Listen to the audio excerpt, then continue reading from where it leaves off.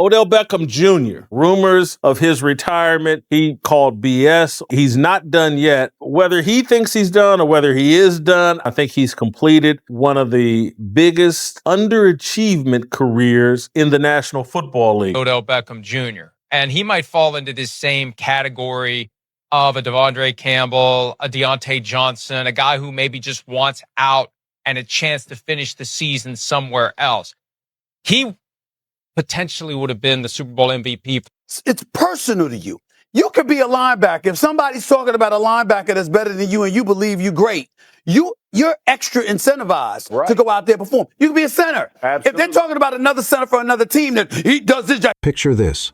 You're Odell Beckham Jr., a name that once lit up NFL stadiums like a supernova.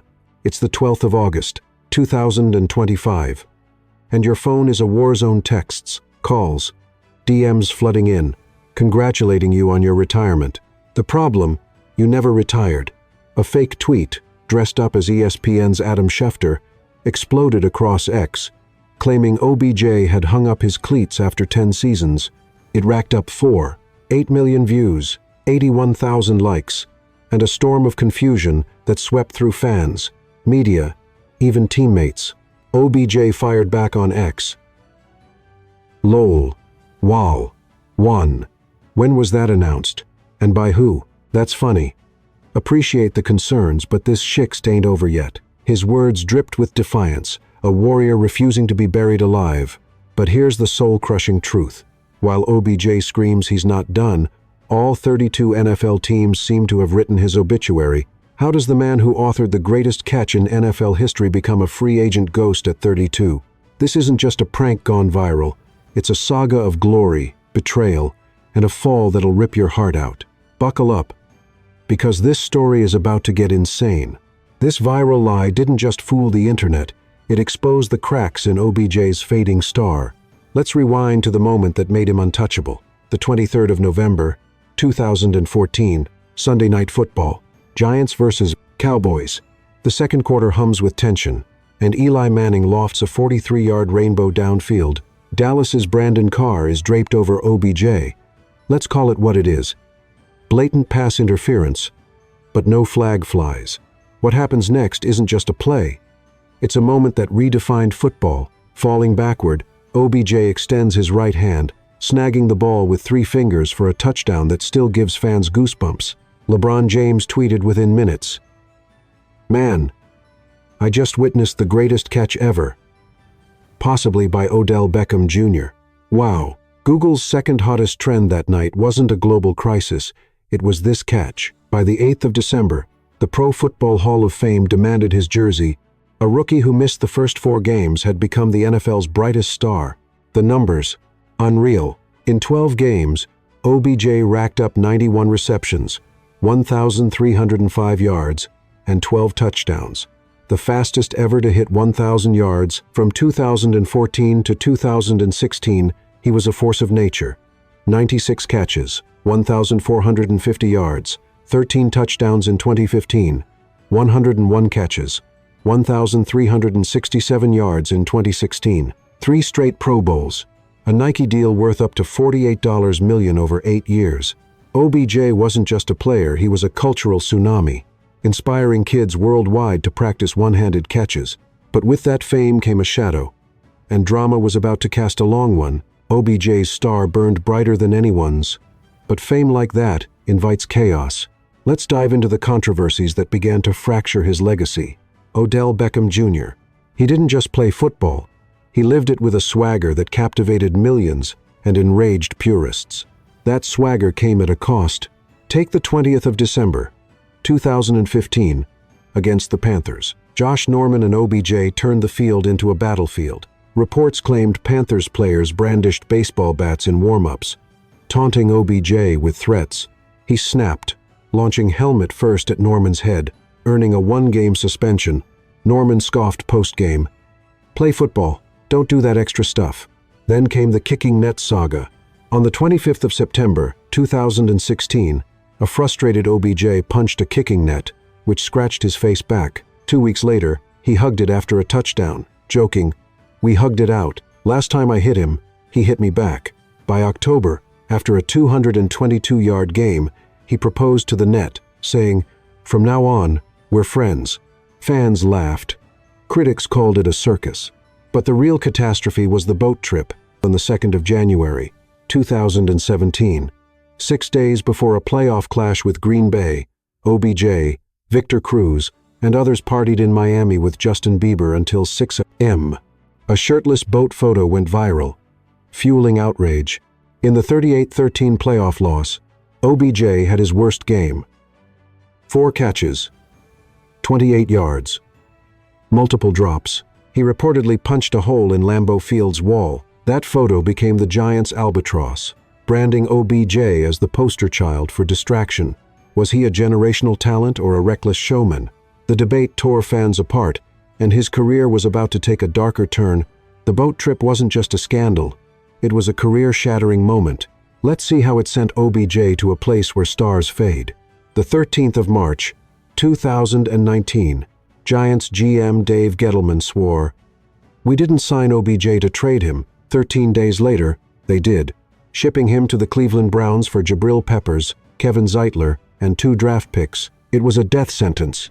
Baker Mayfield's completion percentage to OBJ was a brutal 55.6% compared to 78.6% for others. In 2019, OBJ managed 74 catches, 1,035 yards, and 4 touchdowns solid, but a shadow of his Giants' peak, a 2020 ACL tear, crushed his momentum.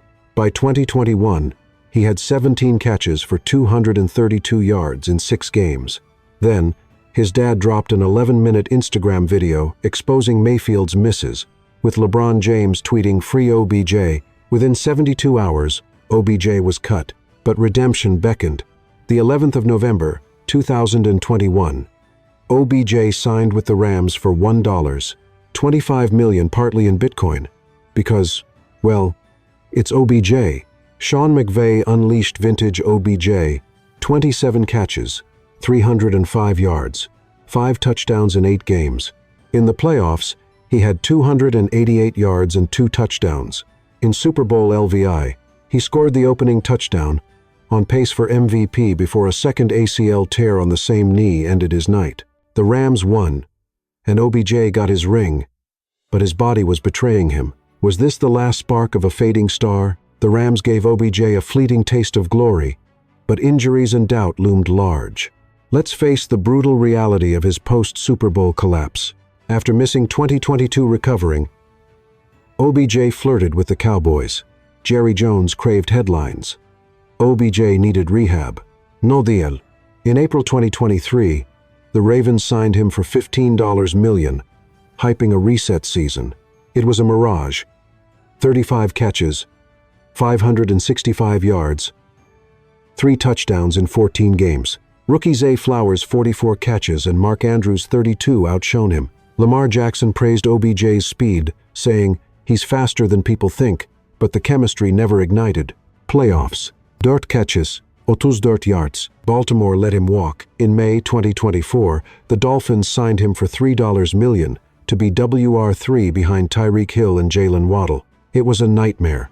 Knee surgery delayed his start, and Tua Tagovailoa was blunt. "I haven't gotten reps with him. That's the honest truth."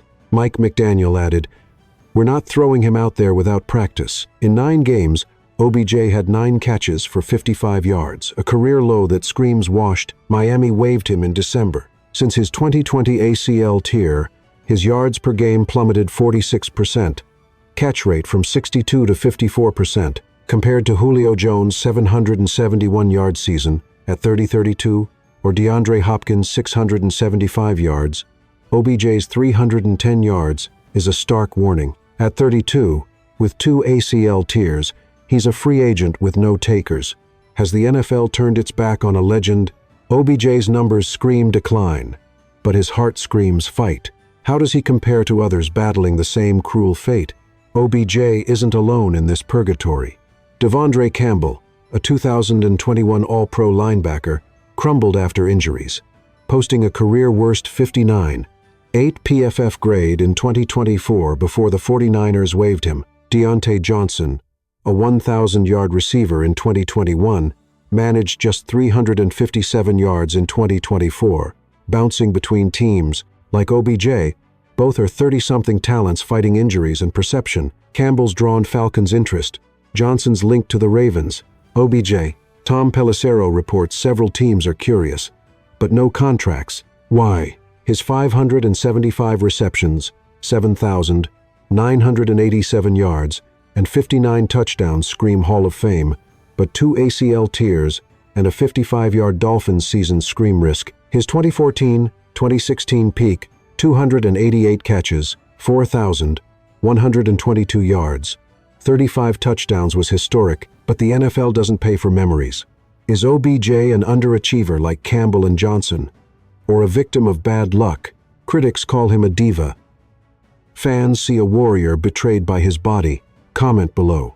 Can these stars stage a comeback, or is Father Time undefeated? OBJ, Campbell, and Johnson fight for relevance, but a larger NFL storm is brewing. Let's close with a scandal that could shake the league to its core. As OBJ battles fake retirement rumors, the NFL faces a reckoning. John Gruden's lawsuit, alleging the league leaked his emails to destroy him, threatens to expose dirty secrets. Could it reveal why players like OBJ, Campbell, and Johnson can't get signed? Is the NFL's distraction label a weapon to bury talent? OBJ's legacy is ironclad. 575 receptions, 7,980, 7 yards, 59 touchdowns, 3 Pro Bowls, a Super Bowl ring. He made one-handed catches, a global obsession, revived the Giants, and shone in L.A. But at 32, with 32 teams passing, his phone stays silent. The kid who broke the internet now can't break a roster. He's not alone. Players like Campbell and Johnson face the same cold reality. Is this the end? Or can OBJ defy the odds?